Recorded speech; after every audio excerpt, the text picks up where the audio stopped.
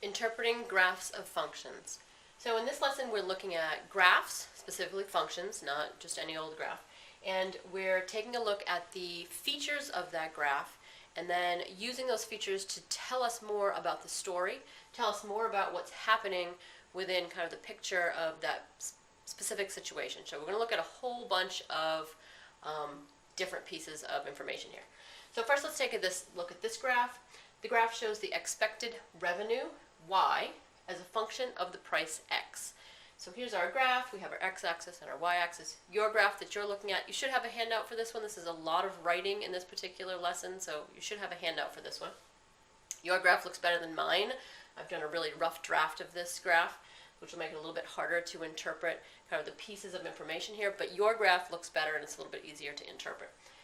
They would like us to identify the function as linear or nonlinear, then estimate and interpret the intercepts of the graphs of the information. So we need to do three things here.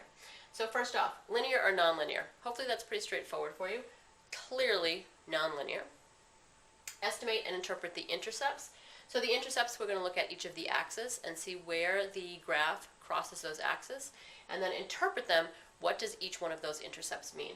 So as far as our y-axis here, on our y-axis, we're going to go to, it's about 0, 100. This will be an estimate. That's totally fine. 0, 100. What does that mean? That means that the revenue, this is the revenue at a price of $0.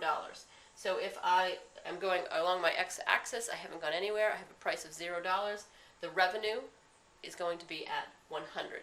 So my input is 0, my output is 100. I have a price of 0, I have a revenue of 100. What does the y-intercept mean? What is the x-intercept? What is the x-intercept and what does it mean? The x-intercept is about 62.0.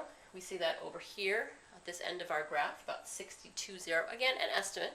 What does that mean? It means that when we don't have any revenue, we haven't gone up and down on our y-axis, we have a price of about $62 per unit. So at about $62 per unit, we do not have any income. Okay, so we're looking at the graph, deciding if it's linear or nonlinear, identifying the intercepts, and then actually interpreting the intercepts. Let's take a look at another graph. And we're going to interpret the symmetry for this one. So if you're looking at a graph that does have symmetry, you're going to interpret it. If it doesn't have symmetry, meaning that it's one side is a reflection of the other, kind of like if you looked in a mirror. If it doesn't have symmetry, then we can't interpret it. So let's look at this situation.